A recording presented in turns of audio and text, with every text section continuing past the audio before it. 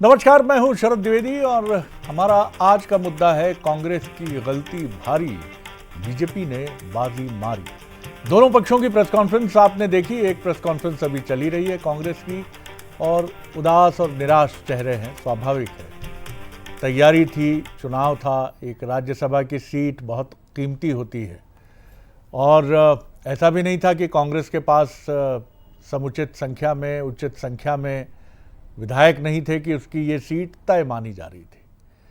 उतार चढ़ाव ज़रूर आए, लेकिन इसके बाद भी उसके पास पूरा पर्याप्त संख्या बल था, बल्कि उससे ज़्यादा ही उसके पास विधायक थे।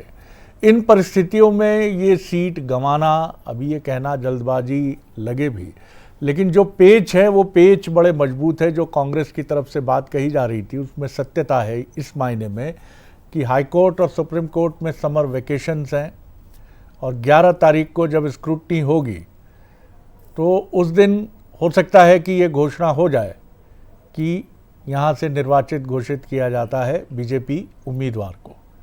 और इन परिस्थितियों में फिर आपका कोर्ट जाना कठिन होगा, क्योंकि कोर्ट यही कहेगा कि जब एक बार फैसला आ चुका है निर्वाचन का, तो अब ये निर्वाचन आयोग का विषय है और अब आप इलेक्शन पिटीशन लेकर आइए। और इलेक्शन पिटीशंस अक्सर अपना टेन्योर, कई बार तो कार्यकाल पूरा हो जाता है तब नतीजे आते हैं, ऐसे भी मामले देखे गए। बहरहाल, लेकिन गलती और चूक कांग्रेस की तरफ से बहुत बड़ी, जिसका पूरा फ़ायदा उठाया बीजेपी ने। और ये भी एक संयोग और कांग्रेस के लिए दुर्योग है कि उसके लिए ये दूसरा मामला है राजेंद्र भारती के बाद, जो बिल्कुल इसी तरह की परिस्थितियों में अपनी विधायकी गंवा चुके हैं। और अमूमन ये माना जाता है कि ऐसे मामलों में कोर्ट काफ़ी सख्त है। इन परिस्थितियों में ये भी एक सवाल है कि इतनी जल्दी ये जानकारी बीजेपी तक कैसे पहुंच गई या पहुंचा दी गई, ये बड़े सवाल है। हालांकि ये गंभीर विषय है, मैं इसे हल्का नहीं करूंगा, लेकिन राजनीति में कुछ भी असंभव नहीं है। अब सवाल ये भी पूछा जाएगा कि क्या कमलनाथ होते, दिग्विजय सिंह होते तो क्या ये स्थितियां नहीं बनती, क्या वो अपनी सीट बचा ले जाते। तमाम बड़े सवाल हैं।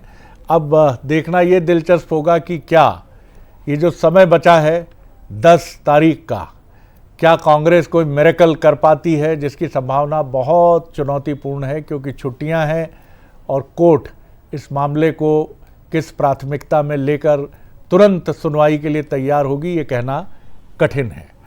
हमारे साथ जो मेहमान हैं उनसे मिल लीजिए। मेरे साथ स्टूडियो में है संदीप पौराणिक जी, वरिष्ठ पत्रकार, राजनीतिक विश्लेषक, बहुत स्वागत है। यशपाल सिंह सिसोदिया जी हैं, सीनियर बीजेपी लीडर, पूर्व विधायक, हमारे साथ हैं, उनका बहुत स्वागत है।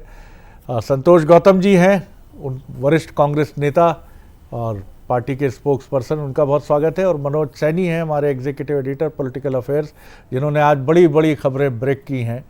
और विनम्रता से हम ये कहेंगे कि बंसल न्यूज़ ही वो पहला चैनल था जिसने अपनी टीम, मनोज और सूरज शर्मा और हमारे तमाम जो सहयोगी फील्ड में लगातार लगे रहे, उन्होंने आज कई बार कई चीज़ें, विनम्रता से मैं फिर कहूँगा कि हमने सबसे पहले लाने की कोशिश की है।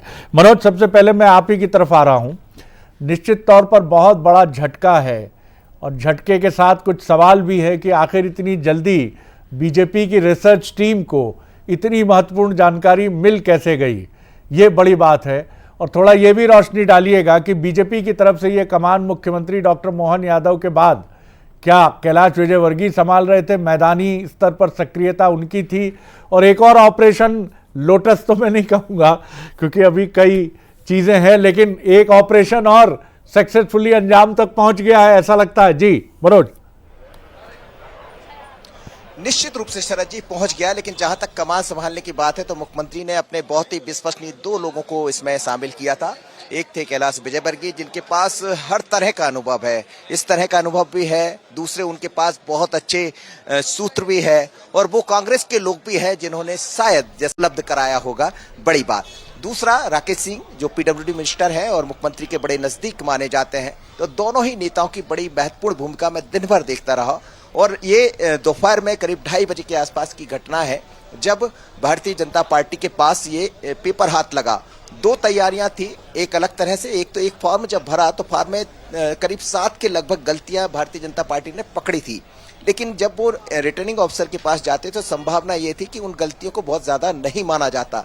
जैसे ही ये कागज हाथ आया, ये खबर लगी कि तेलंगाना में कोई मसला है उनका, ये कागज उनके पास आया, तेलंगाना से ही किसी ने दिया था। कहा तो ये भी जा रहा है, खुद कैलाश विजयवर्गीय ने कहा है कि देने वाला कौन है, कागज वही है जो नहीं चाह रहे थे कि मीनाक्षी नटराजन वहां जाए। उन्होंने खुद कहा हम नहीं कह रहे, यानी घर के भेदी ने लंका ढा दी। पर जैसे ये दस्तावेज बहुत महत्वपूर्ण जानकारी है मनोज जी आपकी तरफ से। भारतीय जनता पार्टी जी जी बिल्कुल बहुत महत्वपूर्ण जानकारी है। और ये दस्तावेज प्रस्तुत किया गया सामने रिटर्निंग अफसर के सामने। उनके वकील जो अभी थोड़ी देर पहले आप कहेंगे तो इसी बीच में मैं वकील से अभी बहुत एक्सक्लूसिव मेरी बात हुई, आखिर कौन सी चीजें थी वो भी मैं सुनवा दूंगा दर्शकों को, आप कहेंगे तो इसी कार्यक्रम के दौरान अभी बात हुई है। लेकिन उन्होंने ये माना है कि चूक हमारी तरफ से नहीं, भारतीय जनता पार्टी की तरफ से नहीं। भारतीय जनता पार्टी तो ये बताना चाह रही थी कि हम संविधान का पालन करते हैं, हम कानून का पालन करते हैं, लेकिन हम एक एक चीज पर नजर रखते हैं। हम अपने प्रत्याशी के प्रति गंभीर है। और कांग्रेस कितना गंभीर है ये इसी बात से समझा जा सकता है कि उन्होंने अपनी जानकारी को छिपा लिया है। सर जी, कानून की भाषा में एक चीज और मैं आपको बताना चाहूंगा कि जानकारी छिपाना बड़ा अपराध है। बिल्कुल बिल्कुल। जानकारी यदि वो दे देती, जानकारी कोई बहुत बड़ी नहीं थी, लेकिन जानकारी छिपाना बड़ा अपराध है और इसी को मुद्दा बनाया है रिटर्निंग ऑफिसर ने, जिसके कारण ये फॉर्म निरस्त हुआ। तो बीजेपी रणनीतिक तौर पर बहुत अलग तरीके से आगे बढ़ रही थी। और अभी मुख्यमंत्री डॉक्टर मोहन यादव यहाँ पहुंचे थे, बहुत खुश थे। उन्होंने भी ये कहा है कि ये जीत सच की जीत है, संविधान में जो कानून बना है उसकी जीत है। लेकिन ये मानना पड़ेगा कि बीजेपी की रणनीति बहुत अलग होती है। बिना चुनाव लड़े उन्होंने अपने तीसरे कैंडिडेट को, जो बड़ी संभव इतना ज्यादा नहीं लग रहा था, बड़ी तैयारी थी कांग्रेस की, कि उन्होंने अपने कैंडिडेट को वहां तक पहुंचा दिया। बहुत महत्वपूर्ण जानकारी दी है मनोज ने कि 2:30 बजे ये सूचना आती है, सोर्स कोई नहीं बताएगा, तेलंगाना से आती है, कहां से आती है कोई नहीं बता रहा है, लेकिन ये कागज बड़े चमत्कारिक ढंग से 2:30 बजे हाथ लगता है बीजेपी के। जैसा मनोज बता रहे हैं, 7 त्रुटियां ढूंढी थी बीजेपी ने। ये एक रूटीन प्रोसेस है। दोनों पक्ष कोशिश करते हैं कि वो अपनी लीगल टीम के साथ एक दूसरे के प्रतिद्वंदियों के निर्वाचन पत्र में, फॉर्म में कुछ गलतियां ढूंढें। लेकिन 2:30 बजे एक पर्चा आता है, बीजेपी की बाँछें खिल जाती हैं, क्योंकि उसे मालूम है कि ये जानकारी छिपाना एक बड़ा अपराध है। लेकिन ये जानकारी आई कहां से, बड़ा सवाल है। यानी नहीं चाहता था कोई, जाहिर तौर पर नहीं चाहता था कोई कि मीनाक्षी नटराजन राज्यसभा पहुंचे। जो सवाल हमने खड़ा, एक क्विक रिएक्शन संदीप जी आपका। शरद जी, मीनाक्षी नटराजन के साथ मुझे लगता है दूसरा घटनाक्रम है। जी जी जी। पिछला राज्यसभा के चुनाव में जो स्थितियां बनी थी, मीनाक्षी नटराजन का नाम लगभग फाइनल हो गया था, लेकिन मध्य प्रदेश के कुछ बड़े नेताओं ने उस नाम को रोक दिया था। तो क्या उन्हीं नेताओं में से कोई है? ये एक बड़ा सवाल रहेगा। और मुझे लगता है कि कांग्रेस ने बहुत बड़ी चूक कर दी है, और कांग्रेस के अंदर जो निराशा छाएगी इससे, उससे उबरना बहुत कठिन हो जाएगा कांग्रेस को। और इसके साथ ही एक कॉम्पिटेंसी की भी बात होती है। मैंने बीजेपी के एक सीनियर लीडर से ये सुना है संदीप जी कि बहुत गहरी स्क्रूटनी होती है उनके यहाँ नॉमिनेशन फाइल करने के पहले, क्योंकि वो नहीं चाहते कि उनका कोई भी पर्चा किसी टेक्निकल फ्लॉ के चलते खारिज हो। और कांग्रेस में ये समस्या है कि उनके यहाँ स्क्रूटनाइज करने वाली जो उनकी लीगल टीम थी, ये उस पर सवाल है कि आखिर आपने ये चीज अपने प्रत्याशी से पूछकर, क्योंकि आपके सामने वो बीजेपी है जो जरा सा भी इसको सुराग मिल जाए उसके बाद तो वो पूरी टनल खोदकर जोजिला टनल बना देती है। तो ये चुनौती बड़ी थी। एक क्विक रिएक्शन कांग्रेस के साथी का, फिर यशपाल जी की तरफ चलेंगे। संतोष जी, बहुत दुखद है, मैं देख रहा था कि निराशा का भाव जाहिर तौर पर, इतनी तैयारियां, पूरा यहाँ से फ्लाइट जो है, special flight, chartered plane land कर चुका था, लेकिन उसके बाद फिर उसे वापस बुला लिया गया। बहुत गहरी तकलीफ है, लेकिन कई सबक भी हैं इसके पीछे। जी गौतम साहब। देखिए शरद जी, एक बात तो बिल्कुल स्पष्ट है कि भारतीय जनता पार्टी की नैतिक हार इस पूरे चुनाव में उस समय हो गई थी जब उसने अपना तीसरा उम्मीदवार राज्यसभा के लिए उतारा था। अगर उसके पास 2 ही राज्यसभा सदस्यों का बहुमत था तो उसने तीसरा उम्मीदवार उतारा। इसका मतलब साफ था कि लोकतंत्र की हत्या करने पर वो आमादा है। और जब उसने देखा कि कांग्रेस विधायक दल पूरी तरह से एकजुट है और कहीं से उसको सेंधमारी की कोई उम्मीद नहीं दिख रही थी, तब उन्होंने ये घटिया षड्यंत्र रचा है कांग्रेस के खिलाफ, और जिसके लिए उसके पास कोई नैतिक, जिसको कहते हैं कि आधार नहीं है। हम देख रहे हैं कि बार बार ये कहा जा रहा है कि कांग्रेस की उम्मीदवार ने अपने नामांकन पत्र में वो बात का जिक्र नहीं किया जो कि उनको करना चाहिए था। मैं समझता हूं कि वरिष्ठ अधिवक्ता मध्य प्रदेश के, जो कि कांग्रेस के राज्यसभा सांसद भी है, विवेक तनखा जी, उन्होंने कहा, अपनी विद्वता के आधार पर उन्होंने कहा कि यह केवल एक नोटिस दिया गया था मीनाक्षी नटराजन जी को, 10 लोगों सहित मीनाक्षी नटराजन जी को भी इस बात का नोटिस आया था, और वो कोई मुकदमा नहीं था, कोई प्रकरण रजिस्टर्ड नहीं था। तो अगर प्रकरण रजिस्टर्ड नहीं था तो उसकी जानकारी देना अनिवार्य नहीं थी। लेकिन चूंकि भारतीय जनता पार्टी और उनके जितने एजेंट हैं, चाहे चुनाव आयोग के एजेंट कह लें, विधानसभा के एजेंट कह लें, ये सब लोग क्यों चाहेंगे कि भारतीय जनता पार्टी के विरोध में जाएं? तो उनको तो निश्चित रूप से अपने आकाओं के कहने पर फैसला देना था। ये लोकतंत्र के लिए मध्य प्रदेश में काला दिन है। एक बार फिर से भारतीय जनता पार्टी लोकतंत्र की हत्या करने में यहां सफल हुई है। हम कानूनी विकल्पों पर विचार कर रहे हैं और देख रहे हैं कि आगे क्या हो सकता है। लेकिन निश्चित रूप से इसमें अगर ये कहा, नैरेटिव सेट किया जाए कि कांग्रेस की तरफ से पर्चा भरने में गलती हुई है, मैं समझता हूं कांग्रेस की तरफ से पर्चा भरने में इसलिए गलती नहीं हुई है क्योंकि कोई प्रकरण रजिस्टर्ड नहीं था, केवल एक नोटिस आया था। लेकिन उसको आधार बनाकर अगर भारतीय जनता पार्टी ने यह काम किया है, बेहद दुखद और शर्मनाक है। गौतम जी, मैं सोचता हूं कि बहुत अधिक नैराश्य भी उचित नहीं है। मैं ये नहीं कह रहा कांग्रेस निराशा में डूबी है, लेकिन ये देश लोकतांत्रिक देश है, लोकतांत्रिक मर्यादाओं का देश है, और सुप्रीम कोर्ट ने अपने कई फैसलों से, हाई कोर्ट ने भी ये बताया है बार बार कि नहीं, अगर आप सत्य हैं, सत्य के मार्ग पर हैं, तो आपको न्याय अवश्य मिलेगा। अभी आपके पास एक दिन है, तो मैं उम्मीद करता हूं कि अगर आपका तथ्य सही है तो न्यायालय ज़रूर उन तथ्यों को गौर से देखेगा।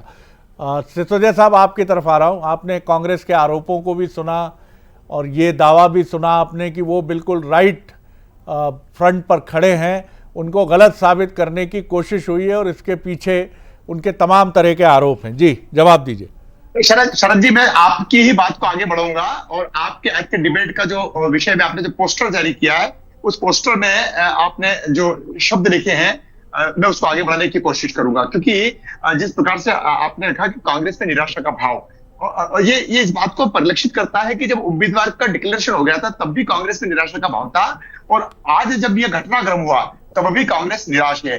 शरद जी, मैं 4 चुनाव विधानसभा के लड़ा हूं, और इन 4 चुनाव में अगर मेरे ऊपर 151 का धारा का कोई प्रकरण भी दर्ज है या 188 का कोई प्रकरण दर्ज है मामूली शांति भंग करने का, या पॉलिटिकल के हम ज्ञापन देने गए थे और उस ज्ञापन देने को भी लेकर के अगर पुलिस प्रशासन ने कोई प्रकरण दर्ज किया है, तब हमारे वकील हमसे पूछते हैं, और हमसे पूछते ही हैं कि क्या कोई मामला न्यायालय में दर्ज तो नहीं है। तब हम कहते हैं कि हाँ, न्यायालय में दर्ज है। मीनाक्षी जी को सिर्फ इतना कहना था कि हाँ, तेलंगाना हैदराबाद में एक समन्स मुझे मिला था और उस समन्स के नोटिस के डिक्लेरेशन भी मैंने किया है। देखिए कितनी बड़ी विसंगति है। जब समन्स जारी किया गया था जो रजिस्टर्ड है, उस समन्स के आधार पर मीनाक्षी नटराजन ने कोर्ट को जवाब दिया है। ये चीज क्यों छुपाई? और शरद जी, जब हम नॉमिनेशन फाइल करते हैं ना, तो छोटी मोटी गलतियां जो होती है, जैसे उम्र गलत लिखा गई हो। साहब, एक मिनट, टेक्निकल चीज को समझ। मनोज, अगर आप मुझे सुन पा रहे हो तो वकील साहब अगर मिल सकें तो कुछ बिंदुओं पर हम कोशिश करेंगे कि उनसे इन सवालों को हम उठा सके। आप फ्रेम से बाहर हो सकते हैं थोड़ा रुक के। जी, चलिए जी, बात पूरी करिए सिसोदिया साहब। चलिए, मैं बात पूरी करते हैं। छोटी मोटी गलतियां तो निर्वाचन के जो पीठासीन अधिकारी होते हैं, जो रिटर्निंग अफसर होते हैं, वो हमसे दूर करवा लेते हैं। जैसे गलती से कोई उम्र हो गया, मतदाता सूची में कुछ और है, या नाम में सरने में कुछ गलती हो गई है, ये सुधरवा लेते हैं। लेकिन ये मैसर, चलिए, वो वकील साहब हमारे साथ हैं, वकील साहब हमारे साथ हैं। मनोज, हमारा पॉइंटेड सवाल है। कह रहे कोई बहुत बड़ी चूक नहीं थी, आखिर क्या था जिसके कारण फॉर्म निरस्त हुआ? कांग्रेस के लिए अपराध छुपाना और अपराध पे पर्दा डालना बहुत बड़ी चूक नहीं हो सकती, लेकिन माननीय सुप्रीम कोर्ट यह साफ कहता है, माननीय निर्वाचन आयोग यह साफ कहता है कि किसी भी तरीके का आपराधिक मामला अगर आपके ऊपर लंबित है तो उसकी जानकारी आपको मनोज, आप मुझे सुन पा रहे हैं? तो सुप्रीम कोर्ट और जो इलेक्शन कमीशन की गाइडलाइंस है, क्या वो गलत है? कांग्रेस ये कहना चाहती है।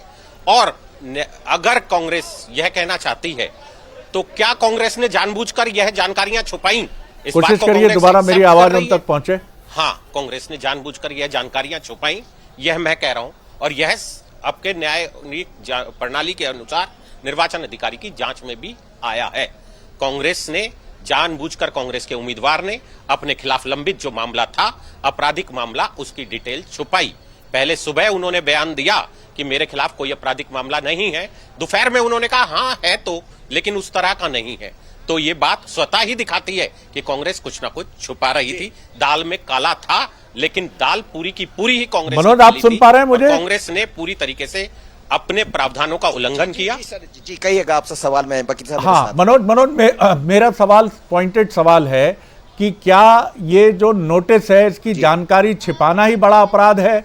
अपराध कोई नहीं है उनके ऊपर, ऐसा कांग्रेस का दावा है, लेकिन ये नोटिस था जिसकी जानकारी नहीं दी गई, क्या ये भी बड़ा अपराध है नोटिस की जानकारी न देना? उसी के आधार पर नामांकन को लेकर आपत्ति दर्ज कराई थी मीनाक्षी नटराजन की। देखिए, मीनाक्षी नटराजन जी ने जो अपना चुनाव आयोग को एफिडेविट सबमिट किया था, उस एफिडेविट में बहुत सारी कमियां थी।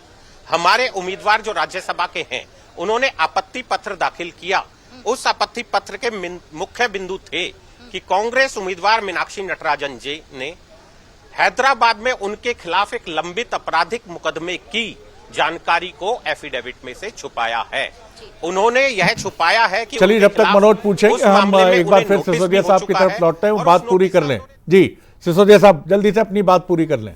शरद जी मैं कह रहा था आपसे कि जैसा कि आपका पोस्टर था और आपका पोस्टर में लिखा कि कांग्रेस की गलती है से बीजेपी ने बाजी मारी, बिल्कुल ठीक बात है। ये कांग्रेस की गलती थी जिसको को लेकर के कांग्रेस को पछतावा करना चाहिए। फिर मैं ये भी कहूंगा, शरद जी के फॉर्म ए के पार्ट ए में कुछ और भरा था मीनाक्षी जी ने, और पार्ट बी में 0 दर्शाया। ये इस बात को दर्शाता है कि मीनाक्षी नटराजन जी कुछ चीजों को छुपाने की कोशिश कर रही थी। और मैं ये भी कहना चाहूंगा शरद जी कि पंच से लेकर के, पार्षद से लेकर के, विधायक से लेकर के तमाम लोकसभा के जो चुनाव होते हैं उनमें हमको सबको जानकारी देना पड़ती है, कितनी हमारी संपत्ति है, कितना हमारे पास गोल्ड है, कितने हमारे पास मकान है, क्या कोई ड्यू तो नहीं हम कहीं भी, यहां तक कि नल का कनेक्शन। चलिए, वकील साहब जुड़ गए। हाँ मनोज, वही सवाल ले लीजिए आप एक बार। जी, नोटिस जो छिपाई जानकारी छिपाना बड़ा अपराध? जी जी जी वकील साहब, मैं ये समझना चाहूंगा, क्या जानकारी छिपाना सबसे बड़ा अपराध था जो आपने कारण बना दिया? नहीं, अपराध नहीं है, ये एक मतलब गाइडलाइंस है। आप प्रक्रिया का पालन करेंगे। चुनाव अधिकारी वहां किस लिए हैं? अगर सुप्रीम कोर्ट ने एक जजमेंट दी है कि क्रिमिनल एंटीसीडेंट्स आपको पब्लिश भी करने हैं, क्रिमिनल एंटीसीडेंट्स आपको एफिडेविट में भी डालने हैं, तो पूरे देश में कोई भी उम्मीदवार है वो बाध्य है। मनोज, कांग्रेस कह रही है आपराधिक मामला नहीं है, नोटिस मिला है सिर्फ। चुनाव होंगे, आचार संहिता का उल्लंघन करना, गाइडलाइंस का उल्लंघन करना, सुप्रीम कोर्ट के निर्देशों का उल्लंघन करना, ये कांग्रेस की एक आदत बन गई है। लेकिन वो कह रहे हैं कि आपराधिक मामला नहीं है, सिर्फ एक नोटिस मिला था, ऐसा कांग्रेस का कहना है। देखिए, आपने जवाब दाखिल किया, आप एक रीजन ये बताइए कि आपने उसकी जानकारी क्यों नहीं दी। आपने जानकारी नहीं दी, आपने स्वतः जानकारी छुपाई। क्या इस जानकारी से कुछ फर्क पड़ता था? तो आपने खुद अपने आप को यह दिखाने के लिए कि हमारे खिलाफ कोई मुकदमा लंबित नहीं है, कांग्रेस का यह भी आरोप है कि छुट्टियां चल रही हैं न्यायालय की और परसों निर्वाचित घोषित कर दिया जाएगा, फिर इलेक्शन पिटीशन दाखिल करेंगे जो बहुत लंबी खिंचती हैं। मुकदमा लंबित नहीं है, किसी भी तरीके का कोई भी मामला नहीं है, तो अपने उम्मीदवार के खिलाफ भी कोई मामला नहीं दिखाना था, इसलिए झूठी जानकारी दी। लेकिन आपको गाइडलाइन का पालन करना पड़ेगा, आपको सुप्रीम कोर्ट के निर्देशों का पालन करना पड़ेगा, आपको चुनाव आचार संहिता का पालन करना पड़ेगा। आप चुनाव में आइए, आप चुनाव लड़िए, लेकिन अगर आप गलत तरीके से चुनाव लड़ने की गलत तरीके की जानकारी देंगे, जानकारी छुपाएंगे या गलत जानकारी देंगे, तो चुनाव आयोग अपना काम करेगा। ये भी कह रही कि अभी छुट्टियां चल रही है और छुट्टियों में इतने जल्दी निर्णय होगा नहीं, वो सुप्रीम कोर्ट जा रही, तो ये मामला लंबा खिंचेगा। छुट्टियां चल रही हैं, ये बात सभी को पता है कि छुट्टियां चल रही हैं, तो कांग्रेस जा सकती है, कांग्रेस पहले भी गई है, वो बात कांग्रेस को डिसाइड करनी है, कांग्रेस किस तरीके से कहां जाती है, इसके बारे में मैं तो जवाब नहीं दे सकता। लेकिन आप वकील होने के नाते ये कह सकते कि गलती कांग्रेस की तरफ से हुई, उन्होंने जानकारी कोर्ट को नहीं दी, यदि वो जानकारी दे देते तो क्या ये स्थिति नहीं बनती? देखिए, एक वकील होने के नाते, एक भारतीय जनता पार्टी का कार्यकर्ता होने के नाते, एक उम्मीदवार के साथ वहां पर अधिकृत रूप से जाने की वजह से मैं यह बात कहना चाहता हूं कि कांग्रेस ने जानकारी छुपाई और हमारा काम था आपत्ति दर्ज करना, और न्याय संगत फैसला हुआ, संविधान के अकॉर्डिंग हुआ, संविधान की धाराओं के अकॉर्डिंग हुआ और सुप्रीम कोर्ट के निर्देशों के अनुसार हुआ। शरद जी, बात स्पष्ट हो गई कि यदि सुप्रीम कोर्ट भी जाते हैं तो जैसा आप कह रहे हैं वकील साहब कि गलती छिपाना ही बड़ा अपराध कर बैठे, लेकिन बताया क्यों नहीं, ये भी एक बड़ी बात है। बिल्कुल मनोज, ये लाइन निकल सकती थी। जी, यही बड़ी बात है। बिल्कुल, आप और कुछ चर्चा उनसे कर लीजिएगा, फिर हम लौटते हैं आपकी तरफ। तो ये बड़ा मसला है कि आखिर आपने एक गलती की, कहीं आपके मन में एप्रीहेंशन था या आपने उसको टेकन फॉर ग्रांटेड लिया कि ये जानकारी देना ज़रूरी नहीं है और इसको अवॉइड किया जा सकता है। अगर ये ना किया जाता तो क्या आज परिस्थितियां भिन्न होती, ये कहना कठिन है, क्योंकि शायद तब बीजेपी का तर्क ये होता कि ये खुद इन्होंने स्वयं माना है कि इनके ऊपर आपराधिक मामला है, कुछ भी सिचुएशन। और ये दिल्ली की तस्वीरें हम आपको दिखा रहे हैं, जहां इलेक्शन कमीशन दफ्तर के बाहर केसी वेणुगोपाल दिख रहे हैं। ജനാധിപത്യം കൊല ചെയ്യപ്പെടുന്നതിന്റെ ഏറ്റവും വലിയ ആണ് മധ്യപ്രദേശിൽ നടന്നിരിക്കുന്നത്. അപ്പോൾ അതിനെതിരായിട്ട് ഒരു പരാതി കൊടുക്കാൻ പോലും അവർ അനുവദിക്കുന്നില്ല ഇലക്ഷൻ കമ്മീഷൻ. ഏറ്റവും ഉത്തരവാദപ്പെട്ട സീനിയർ നേതാക്കന്മാരാണ് ഇവിടെ വന്നിരിക്കുന്നത്. शायद किसी रीजनल भाषाई चैनल को वो मलयालम में भी उत्तर कर रहे हैं।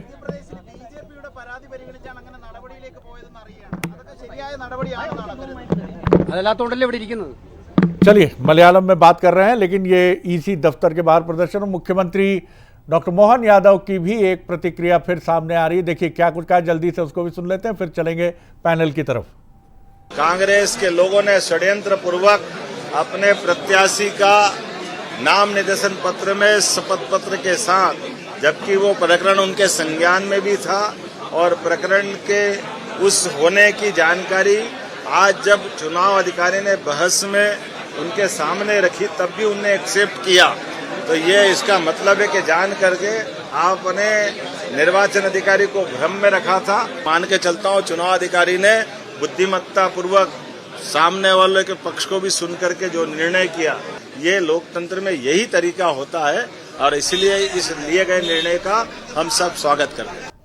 संजीव जी, एक क्विक रिएक्शन आपका। ओवरऑल आपने दोनों पक्षों को सुना और जिस तरह से हम देख रहे हैं, गलती तो हुई कांग्रेस से कि आपने वो जानकारी किस मेंटल स्टेट में छिपाने की कोशिश की या गलती हो गई आपसे, ये देखने की बात तो है। क्योंकि वकील साहब ये भी कह रहे थे कि एक फॉर्म में शायद कुछ मेंशन है, मैं ये नहीं कह रहा हूँ, मैं इंटरप्रिटेशन निकाल रहा हूँ कि फॉर्म ए और फॉर्म बी में कुछ अंतर है, ऐसी भी बात सामने आ रही। जी शरद जी, ये बात तो सही है कि चूक हुई है, लेकिन सवाल ये आ रहा है कि जो सम्मन उन्हें आया था कोर्ट का, क्या वो इतना बड़ा आपराधिक मामला था? क्योंकि वो चीज़ स्पष्ट नहीं हो रही किस धारा के तहत था। चाहे कांग्रेस बात कर रही है, बीजेपी बात कर रही है, वो तस्वीर एकदम स्पष्ट नहीं हो रही। मनोज कुछ कहना चाह रहे हैं, शायद वो असहमति में सर हिला रहे थे। मनोज कुछ कहना चाह रहे थे। हाँ मनोज, बोलिए। शरद जी, जब जो मेरी वकील साहब से बात हो रही थी, जब नामांकन में यशपाल सिसोदिया जी भी बैठे हुए, नामांकन में जब आप बात दाखिल करते हैं तो जानकारी कोई भी हो, अपराध किसी भी तरह का हो, छिपाना अपराध है। हो सकता है कि वो अपराध अपना बता देते तो शायद रिटर्निंग ऑफिसर उनकी ये फार्म को निरस्त नहीं करता। जानकारी छिपाना ही अपने आप में एक नई धारा है और वही कारण बना। वो एक कारण है कि जानकारी छिपाई नहीं। जी संदीप, बात पूरी कर लीजिए, फिर गौतम जी की तरफ चलूंगा, फिर सिसोदिया जी की तरफ। मैं वही कह रहा हूँ शरद जी की जो अपराध वाली बात है, अपराध नहीं हुआ है, मामला भी दर्ज, एफआईआर दर्ज है, छुपाने का मामला, छुपाने का बन गया। वो इतना गंभीर था या नहीं था, ये अलग मसला हो गया। मुझे लगता है कि जब तक तस्वीर स्पष्ट नहीं होगी, चीज सामने नहीं आएगी, तब तक ये कह देना कि बीजेपी के प्रयास से ऐसा हुआ या कांग्रेस ने बहुत बड़ी चूक कर दी, ये चीज बड़ी उलझन वाली है मुझे लगता है, क्योंकि ये लॉ से जुड़ा हुआ मामला है। अच्छा, इस सवाल को भी आप महत्वपूर्ण मानते हैं कि जानकारी 2:30 बजे अचानक कैसे बीजेपी के हाथ लग गई? शरद जी, मुझे लगता है कि कांग्रेस के कई नेता, जिनका मैंने पहले भी जिक्र किया, कि वो नहीं चाहते कि मीनाक्षी नटराजन की मध्य प्रदेश की राजनीति में दखल बढ़े, और उनकी जो कोशिश पहले थी 2-3 साल पहले, वही कोशिश मुझे लगता है एक बार फिर हो गई है। जी जी, ये बड़ी बड़ी बात है। जी गौतम साहब, आप कुछ कहना चाह रहे थे? जी वक्त कम है तो संक्षेप में। मनोज जी ने जिनसे बात की वो भारतीय जनता पार्टी के वकील थे, तो निश्चित रूप से जो पक्ष आएगा वो भारतीय जनता पार्टी की तरफ से आएगा। मैं कहता हूं यदि वहां पर जेपी धनोपिया जी होते या कांग्रेस का कोई वकील होता तो राय दूसरी होती। बहुत विद्वान वकील थे शायद भारतीय जनता पार्टी को, उन्होंने अपना पक्ष रखा। मैं थोड़े कम विद्वान जो कांग्रेस के वकील है, विवेक तनखा जी, उनकी बात आपको बता देता हूं। उन्होंने ट्वीट में क्या लिखा है? उन्होंने लिखा है कि मीनाक्षी नटराजन जी के नॉमिनेशन के बारे में भ्रम फैलाया जा रहा है, कोई क्रिमिनल केस रजिस्टर्ड नहीं था, मात्र एक नोटिस आया था कि उनके और अन्य लोगों के खिलाफ 10 करोड़ का कंपेंसेशन की कार्रवाई क्यों न की जाए, जिस नोटिस का मीनाक्षी जी के वकील ने जवाब दिया है। एफआईआर दर्ज नहीं है, और एफआईआर दर्ज होती तब जानकारी देना पड़ती है। ये बेसिक चीज अगर भारतीय जनता पार्टी के लोग नहीं समझ रहे या न समझने का नाटक कर रहे हैं, तो मैं समझता हूं ये केवल न समझने का नाटक नहीं है, ये लोकतंत्र की सुनियोजित हत्या की गई है यहाँ पर। गौतम साहब, इस देश में न्यायालय आधी रात में भी खुले हैं विषय की गंभीरता को देखते हुए, और हम अपेक्षा रखते हैं कि अगर कोर्ट को ये विषय रैशनल और कानूनी दृष्टि से महत्वपूर्ण लगता है, प्रतीत होता है, तो निश्चित तौर पर आधी रात को भी कोर्ट के दरवाजे खुल सकते हैं और आप जो दलीलें कांग्रेस की तरफ से हैं उन पर विचार हो सकता है। यशपाल जी, देखिए शरद जी, समन कोर्ट का रजिस्टर्ड है और जो रजिस्टर्ड था उसका जवाब भी मीनाक्षी नटराजन जी ने अपने वकील के माध्यम से तेलंगाना की कोर्ट में दिया ही होगा। अब ये चीज जब सामने आई थी तो शरद जी बहुत सिंपल था। मीनाक्षी नटराजन जी को जिस प्रकार से फॉर्म ए में कुछ और है, फॉर्म बी में जीरो दर्शाए, छुपाना जा रही थी वो, और छुपाना ही सबसे बड़ा अपराध है और इसी के आधार पर उनका फॉर्म रिजेक्ट किया गया है। मैं शरद जी आपसे कह रहा था कि मैं जब चुनाव लड़ा तब 151 की धारा तो बहुत मामूली होती है, हम ज्ञापन देने गए थे कलेक्टर को और ज्ञापन देने के समय मेरे मुकदमा दर्ज हो गया, तब भी हमने उसको छुपाया नहीं, हमारे वकील ने कहा। और शरद जी, मैं सिर्फ मुकदमे की बात नहीं कर रहा हूं, सुप्रीम कोर्ट का कहना है कि आपको सोशल मीडिया के माध्यम से भी आपके ऊपर कितने अपराध दर्ज हैं इसको भी आपको वायरल करना पड़ेगा ताकि कैंडिडेट की क्या कैरेक्टर है ये भी सामने आ जाए। संपत्ति को लेकर के, अपराध को लेकर के हमको कोई चीज नहीं छुपाना है। लेकिन ये जैसे आप कहते हैं कि सब धान एक पसेरी, यशपाल जी, संतोष गौतम या मीनाक्षी नटराजन जैसे राजनेता कई बार इसकी जद की चपेट में आ जाते हैं नियमावली की, क्योंकि बात सही है कि अगर खूंखार किस्म के अपराध हों जिनमें दुष्कृत्य है, हत्या का प्रयास है, हत्या है, लेकिन धारा 151 या शांति भंग या आपने ज्ञापन देने गए वहाँ लॉ एंड ऑर्डर एसडीएम साहब को कुछ लगा या कलेक्टर साहब को लगा, उन्होंने आपको साहब ये शांति भंग सरकारी काम में बाधा। अब ये चीज़ अगर किसी सच्चे और ठीक दिशा में आगे बढ़ने वाले जनप्रतिनिधि के निर्वाचन में बाधा उत्पन्न करे तो ये भी स्पष्टता। हाँ, बोल लीजिए यशपाल, जल्दी। शरद जी आपकी बात बिल्कुल ठीक है, और अगर हमारे ऊपर पॉलिटिकल मुकदमे भी दर्ज हुए हैं तो हम अपने कॉलम में जब हम फॉर्म भरते हैं तब उसमें क्यों छुपाते हैं? ये छुपाना ही मीनाक्षी नटराजन जी का कुछ भी नहीं चाहिए साहब, छिपाना तो कुछ भी नहीं चाहिए। ये छिपाना कई बार बड़ा ये किसी एक प्रसंग में नहीं, जीवन के हर प्रसंग में आपको ये कष्ट देता है, चाहे वो आपके निजी जीवन, पारिवारिक जीवन की बात हो, मित्रों के साथ आपके संबंधों। कंक्लूडिंग रिमार्क संदीप जी आपका, अब आगे आप कैसे देखते हैं इस मामले को जाते हुए? मुझे लगता है दो तरह की चीज़ें हैं शरद जी। एक तो कांग्रेस के अंदर निराशा का भाव भी पनप सकता है, और ये कांग्रेस अगर वाकई में बहुत ईमानदारी से, जो कांग्रेस में अभी कमी दिख रही है, अगर ईमानदारी से और एकजुटता के साथ अगर कांग्रेस इस कैंपेन को चलाएगी तो मुझे लगता है कि कांग्रेस को ताकत भी मिल सकती है इससे।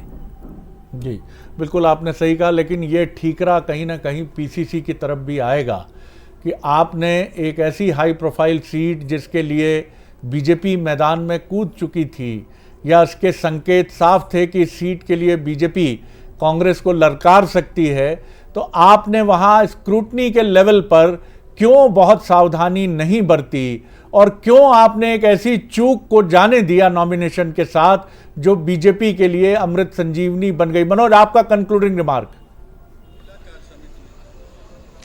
देखिए शरद जी, अब इसमें सुप्रीम कोर्ट जाने का रास्ता जरूर खुला है, लेकिन और भी आज बहुत सारे वकीलों से मेरी बात हो रही थी। जानकारी को छिपाना बड़ा अपराध है और इसमें बाकायदा 2-2 बार फोन आया, जो मेरे पास जानकारी है, कांग्रेस के पास भी, कि इस जानकारी को आप वहां बता दीजिए। पहली बार तेलंगाना से खबर आई कि आप इस जानकारी को रिटर्निंग ऑफिसर तक पहुंचा दीजिए, उन्होंने नहीं पहुंचाया। फिर दूसरी बार फोन आया, जो मेरे पास जानकारी है, ये बीजेपी की तरफ से मेरी जानकारी मिली, ये भी बड़ी खबर दे रहे हैं आप। तो इसका मतलब यही था कि हाँ बिल्कुल बड़ी खबर दे रहा हूं, और ए फॉर्म में जानकारी दी, बी में छिपा ली। इसका मतलब यह है कि कोई ऐसा व्यक्ति था या कुछ था ऐसा जरूर जो सही में नहीं चाहता था कि मीनाक्षी वहां पहुंचे, और इसी लाइन को बीजेपी पकड़कर अपने तीसरी कैंडिडेट को बहुत बड़ी खबर है ये। अगर ये बिल्कुल मनोज, आपने फिर एक बार फील्ड से एक ऐसी खबर उठाई है जो बहुत अपेरेंटली मैं कहूंगा कि ये काफ़ी महत्वपूर्ण प्रतीत होती है, क्योंकि हम नहीं जानते सच, आप भी नहीं जानते, लेकिन ये आपने बहुत महत्वपूर्ण बात की है कि एक फ़ोन आता है, फिर दोबारा फ़ोन आता है कि इसकी जानकारी को जाहिर कीजिए, और कथित रूप से फॉर्म ए में भी इसका कुछ अपेरेंटली जिक्र है। तो ये क्या हुआ? What went wrong? कैसे गलती हो गई कि बी फॉर्म में ये जानकारी नहीं थी? ये बहुत अहम मसला है, और अगर ये है तो तय मानिए कि इस पूरे मामले में प्रदेश कांग्रेस की जिम्मेदारी जरूर तय की जाएगी। सूरज शर्मा हमारे साथ जुड़ने की, मनोज बहुत आपने महत्वपूर्ण जानकारी दी है, सूरज शर्मा हमारे साथ जुड़ चुके हों तो मैं जरूर उनसे पूछना चाहूंगा क्या अपडेट है वहां। सूरज।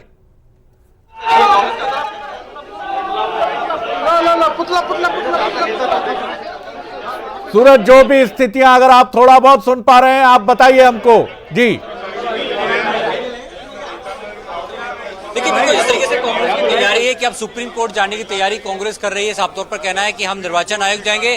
शाम 7:30 बजे लगभग दिल्ली में केसी वेणुगोपाल के साथ तमाम जो कांग्रेस के नेता हैं वो निर्वाचन आयोग पहुंचे। क्या लगता है, दिल्ली में भी निर्वाचन आयोग पहुंचे हैं, सुप्रीम कोर्ट जाने की तैयारी है, क्या लगता है आगे चल के राहत मिलेगी? देखिए, मैं समझता हूँ कि ये लड़ाई तो ठीक है, सुप्रीम कोर्ट लड़ेंगे, लेकिन देश के अंदर वोट चोरी अभी तक आपने सुनी थी SIR में, EVM में। अब वोट चोरी और का सीधे सीधे रिटर्निंग ऑफिसर करने लग गए, तो सीधे सीधे क्राइम है ये। जो चुनाव आयोग से ऊपर होके, जो नियम से ऊपर होके अपने हिसाब से नहीं, क्या सुप्रीम कोर्ट से बड़ी गाइडलाइन से ऊपर होकर रिटर्निंग बताऊं कि सीधे सीधे ये क्राइम है। इस पे कांग्रेस पार्टी संज्ञान लेगी और सुप्रीम कोर्ट में हम दरवाजा खटखटाएंगे, चुनाव आयोग पे हम प्रार्थना करेंगे। एक ही दिन का समय है सूरज सर, शिकायत दर्ज कराई, उस पर ये फैसला लिया गया और जो लीगल नोटिस है खासतौर से उसको एफिडेविट में शामिल करना जरूरी नहीं होता, उसके बावजूद भी उस पर कार्रवाई की। बिल्कुल, मैं आपसे कह रहा हूँ कि सीधे सुप्रीम कोर्ट चुनाव आयोग का नियम है कि अगर आप पे केस दर्ज है तो वो आपको उसकी जानकारी देना है। जब केस दर्ज नहीं है तो उसकी जानकारी कौन देगा? कि समन के आधार पे अगर कोई थाने में चला जाए और आवेदन दे दे, तो आवेदन के आधार पे क्या FIR मानी जाती है?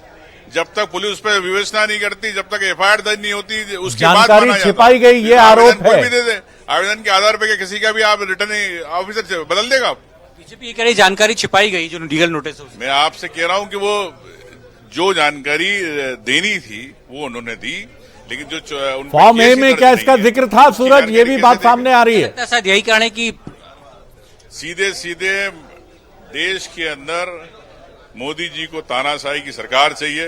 कैसे हमारा परिसीमन बिल पास हो, कैसे हमारा वन नेशन हो, एक एक वोट को लेके झगड़े चल रहे हैं। चलिए सूरज, बहुत शुक्रिया। कहा जा रहा है कि जिस लीगल जी, बहुत शुक्रिया सूरज, बहुत वैल्यूबल इनपुट्स रहे आज फील्ड से बंसल न्यूज़ के पास। निश्चित तौर पर जो सक्रियता रही बंसल न्यूज़ की टीम की, उसको इसके लिए शुक्रिया। और बहुत शुक्रिया करूंगा मैं सभी मेहमानों का जो हमारे साथ जुड़े, बहुत बहुत धन्यवाद। बने रहिए बंसल न्यूज़ पर। और कांग्रेस के लिए एक बेहद बड़ी चुनौती, कई ट्विस्ट एंड टर्न हैं जिनका जवाब भविष्य में मिलेगा, लेकिन कांग्रेस के लिए वाकई ये एक बहुत स्टनिंग शॉक है, एक बहुत स्तब्ध कर देने वाला आघात है। आगे देखिए हमारा खास बुलेटिन प्राइम मेट्रो।